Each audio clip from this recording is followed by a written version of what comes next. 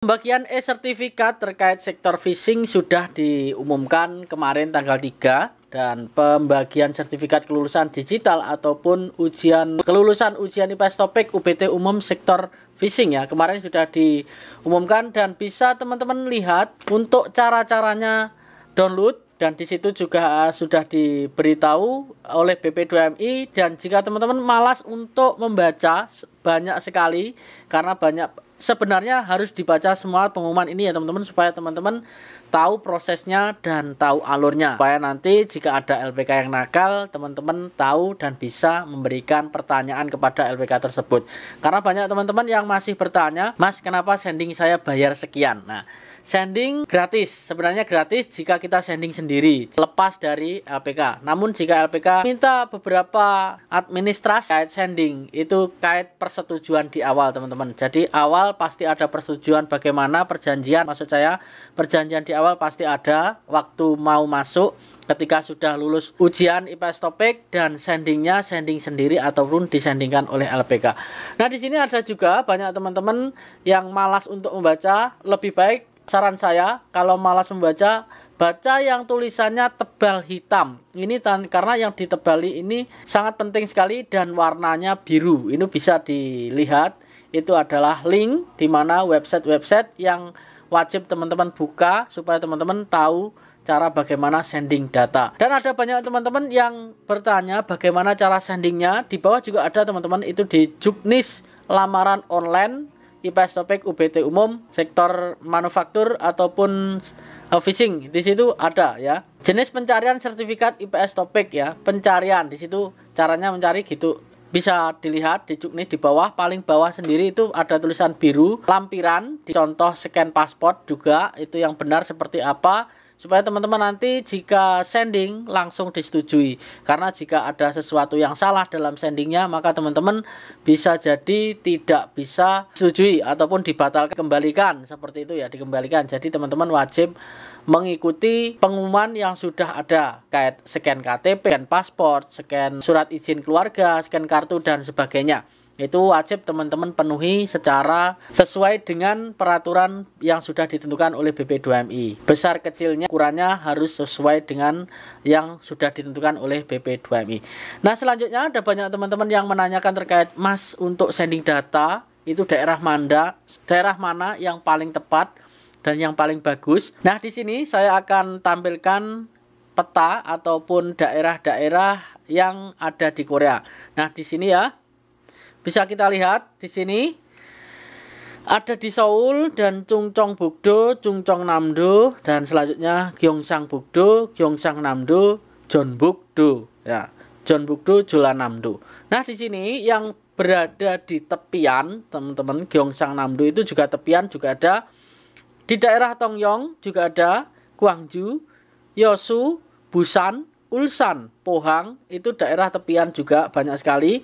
Kalau di daerah itu daerah bawah teman-teman ya, bisa dilihat di samping itu daerah bawah. Kalau Chungcheongnam-do itu daerah saya di Buryong, itu bisa Buryong, ada juga di Dangjin ya, Dangjin juga bisa, dan ada juga di Gunsan. Nah, Gunsan juga bisa.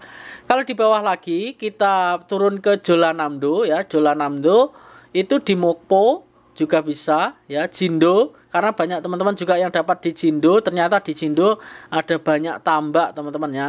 Di sini Jindo itu banyak tambak di sini ya. Ada kemarin teman-teman, ada beberapa teman-teman yang mendapatkan SLC bahkan sudah terbang di Jindo ini, di Gangsando Island. Karena di sini pulau-pulau ya teman-teman, jadi banyak sekali terkait tambak, baik itu tambak laut ataupun tambak darat. Di sini juga ada. Untuk terkait SLC sendiri, cepat atau lambatnya tergantung diri kita sendiri atau nasib teman-teman. Jadi untuk SLC tidak bisa, untuk daerah, maksudnya daerah tidak bisa menentukan, tapi saya rasa sangat kecil yang bisa menentukan cepat atau lambatnya. Daerah tersebut banyak lowongan kerjanya. Contohnya ada teman-teman yang sering kabur di daerah tersebut, sering kabur. Nah, itu akan banyak potensi sajang-sajang mau ngambil lagi. Nah, di daerah pulau-pulau ini yang menurut saya Mokpo ya, di daerah Mokpo ini banyak teman-teman yang melarikan diri ataupun kabur ya di daerah ini karena di pulau. Saya rasa kalau di pulau, tinggalnya di pulau, mau jauh dari daratan, itu mau main-main ke darat itu kesulitan, jadi tidak betah, akhirnya dia mau pindah ataupun pindah kerja ataupun melarikan diri. Kalau melarikan diri saya kurang tahu, namun kalau pindah kerja di sini juga ada banyak teman-teman yang pindah kerja. Dan kita turun lagi di Wando ya, di Wando Gun. Wando Gun itu juga daerah pulau Wando. Itu juga banyak terkait tambak juga ada. Jadi teman-teman bisa sending di situ. Nanti pilih sendiri. Kalau saya pribadi Mokpo juga bagus ya. Jolanamdo ya, di Jolanamdo maksud saya. Daerahnya ataupun provinsinya Jolanamdo dan daerahnya bisa ke Wando ataupun Tongyong. Tongyong bukan. Mokpo ya, di Mokpo itu nanti akan dapat pulau-pulau. Nah teman-teman, itu yang potensinya bisa cepat dapat SLC. Tapi semuanya tergantung nasib kita sendiri-sendiri teman-teman untuk SLC. Selanjutnya di Yeosu ya, Yeosu itu juga banyak Dolsando.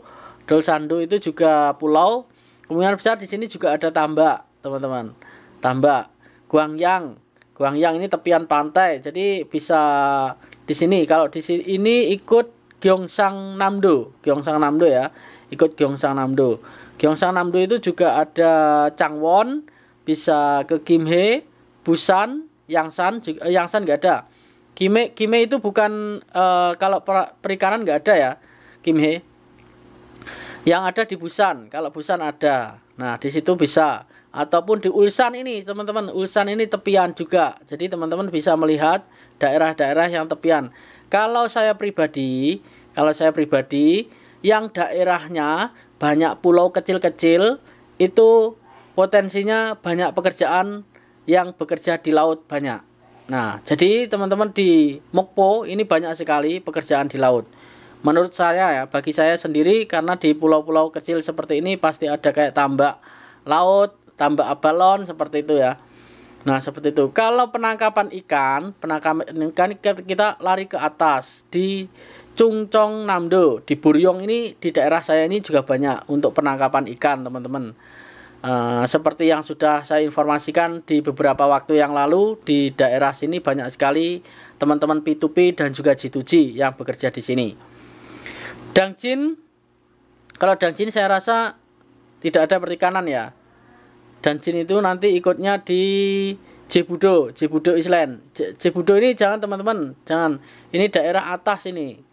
Bagus di daerah bawah-bawah aja kalau perikanan. Tapi di daerah Incheon ini saya juga ketemu sama orang Incheon, gajinya bisa mencapai 4.000 kalau sudah pinter ya. Tapi kalau masih baru ataupun masih Hunpe ya, masih junior, itu sekitar 2,5 2,3 seperti itu untuk gajinya.